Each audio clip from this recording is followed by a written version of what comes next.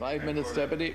I'd like to wish the proposers of the motion happy Christmas, and I think that Santa Claus has come pretty early to Fianna Fáil, in that, judging by the palpable sense of relief that's on the face of many of the deputies, they're delighted to be out of government. And you know, Thomas Jefferson once wrote that history in general only reminds us that what bad government can be, and the budgetary measures that Fianna Fáil seek to condemn this government for are the very same that Fianna Fáil, via the late Brian Lenihan, signed up to in December 2010. The Memorandum of Understanding between the EU and the IMF is not an agreement that anybody in this House should be proud of. It's one that has tied the hands of this government in certain matters of fiscal and economic policy.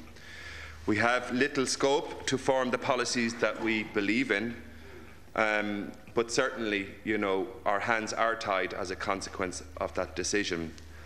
Not all the proposals that were outlined in the budget last week are palatable, but they are necessary in order for us to recover our economic sovereignty, which was surrendered by the previous administration. In light of those constraints faced by this government, we have committed not only to protecting but increasing labour activation within our communities. We will spend €95 million extra on labour activation, and that's an endorsement by this government to the role of community employment schemes and the important role that they play within our community, because this government is wholly committed in protecting the community development and the services that are important to bring people back to work and providing valuable services in the areas that are most deserving in society. This motion is, you know, without doubt, it sets out to scaremonger about the issue of closing of rural schools. I have contacted the Department of Education and Skills, who inform me that there is no plan to close any rural schools. Now, you gave us the McCarthy report, a man who has a pathological hatred of rural Ireland.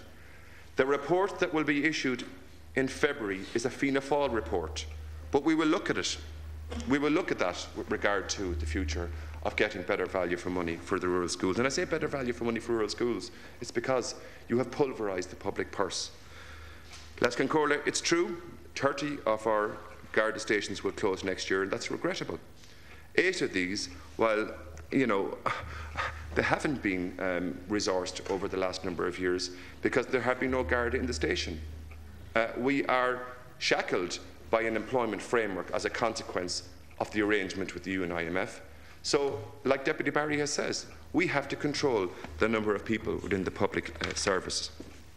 The savement that the government have made with regard to the REP scheme will be as a result of alterations of eligibility and qualifying criteria. In doing so, we will be preventing an abuse of the scheme by wealthy landowners, and we can control subsidies which we can otherwise, in a greater environment, we just can't afford that. This government sets out to insulate the taxpayer from funding frivolous spending on those who just simply do not require it. And I'm delighted to say that there will be no cuts made to the disadvantaged area scheme. It's something very important to where Deputy Keaveney and I are from. I know the Fianna Fáil are hesitant to read the Memorandum of Understanding. You signed up to it.